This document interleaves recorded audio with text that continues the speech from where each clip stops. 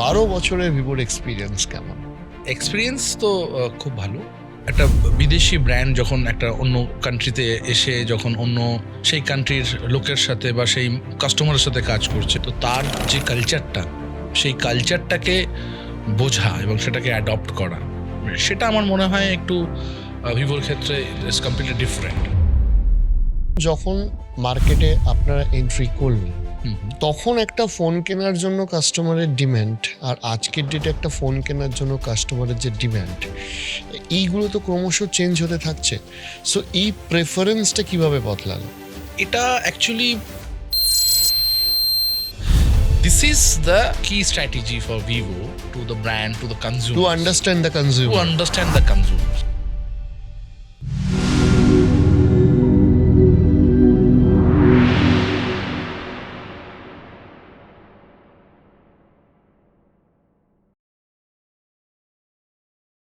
ভাস্করবাবু, Vivo নিয়ে আজকে কথা হবে। তো তার আগে আপনাকে জিজ্ঞেস করি যে দীর্ঘ প্রায় 12 বছর সম্ভবত আপনার ভিভোতে হয়ে গেল, 12 না 14? 12 বছর। 12 বছর। 12 বছরের ভিভোর এক্সপিরিয়েন্স কেমন? এক্সপিরিয়েন্স তো খুব ভালো। কারণ ভালো বলেই তো এখনো অবধি এই ব্র্যান্ডের সাথে রয়েছি। এবং যদি আমি ব্যাক টু 12 ইয়ার্স, হুম। তাহলে যখন এই কোম্পানিটা লঞ্চ করে, হুম। তো বেসিক্যালি তখন তো কেউ জানতো না কিছু, যে তখন মোবাইলতে অনেক আদার্স ব্র্যান্ডরা ছিল এবং এই ব্র্যান্ডকে কেউ চিনতো না, জানতো না। ব্র্যান্ড সবসময় একটা জায়গা নিজেকে, মানে ব্র্যান্ডের থেকে যেটা ব্র্যান্ড করেছে সেটা হচ্ছে কি যে মার্কেটে বা কাস্টমারের কাছে যে পৌঁছানো, হুম। তার যে প্রচেষ্টা, সেইটা সবসময় ভিভোর ছিল, মানে খুব অ্যাগ্রেসিভ যদি আমি বলি।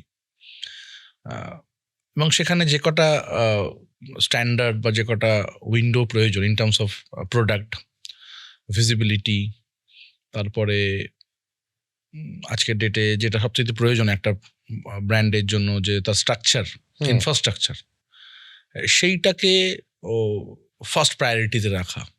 এবং ইন্ডিয়ান মার্কেটে আসার পরে ইন্ডিয়ান কালচারটাকে বোঝা, because this brand is not from India.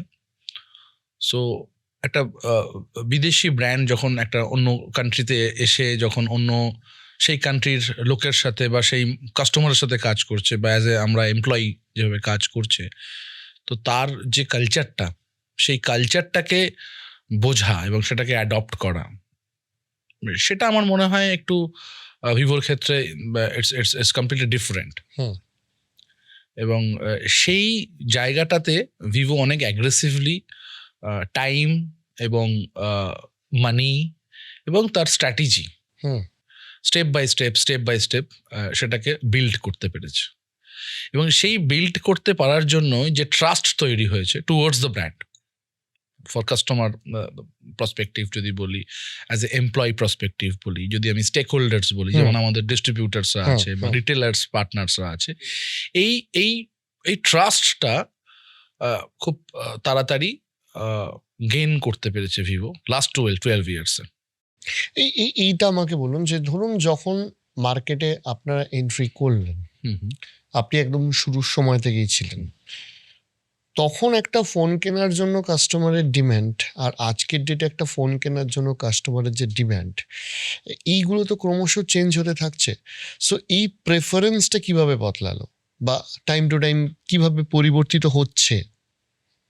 এটা অ্যাকচুয়ালি পরিবর্তন হচ্ছে based on the daily requirement. একটা সময় যে ফোন ছিল, ফোন কমিউনিকেশনসের একটা প্রধান ভূমিকা পালন করত।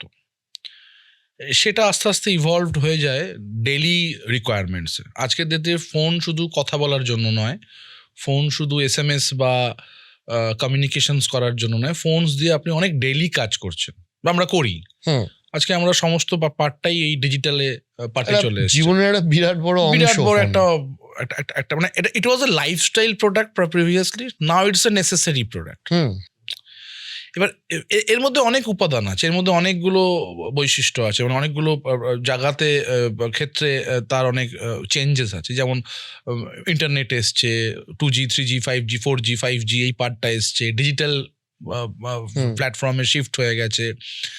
এখন তো জিনিসটা কমপ্লিটলি এখন পুরো হাতের মধ্যে সবকিছু।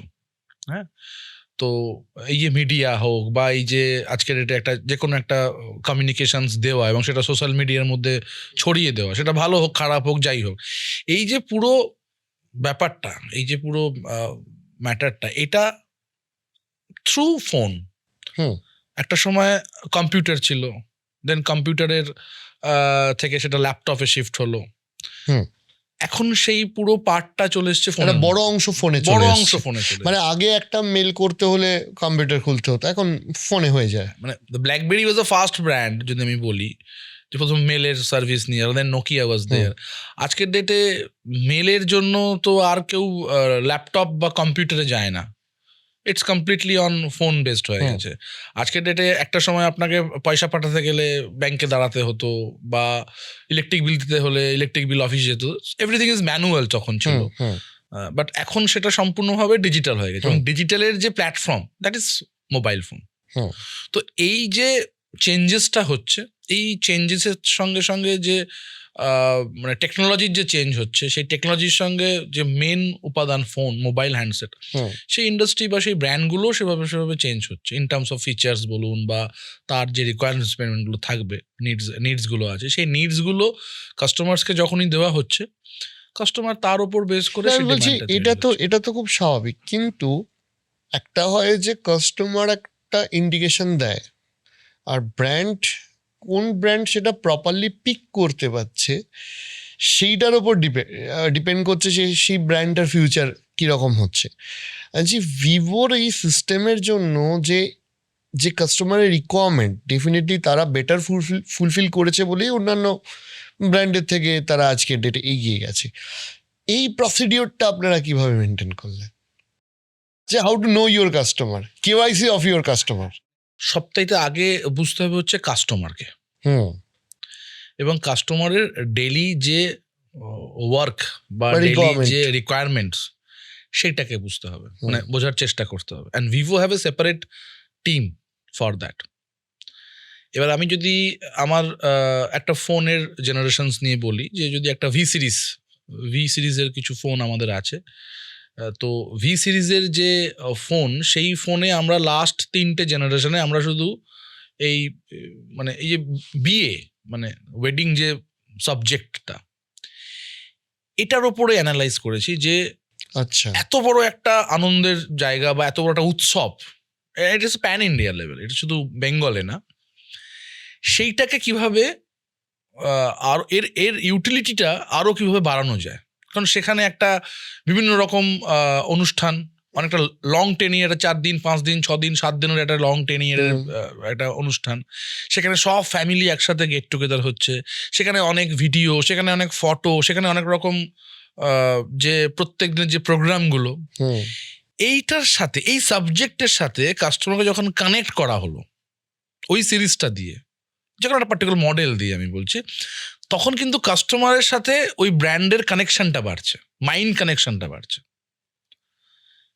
তো হুকটা হচ্ছে কি, দ্য ওয়েডিং পারপাস, যে আপনি যখনই ওয়েডিংয়ে যাচ্ছেন, ওয়েডিংয়ের জন্য কিছু স্পেশাল মোড দেওয়া হলো ইন ক্যামেরা, ইন লেন্স, যেটা ওয়েডিং স্পেশাল।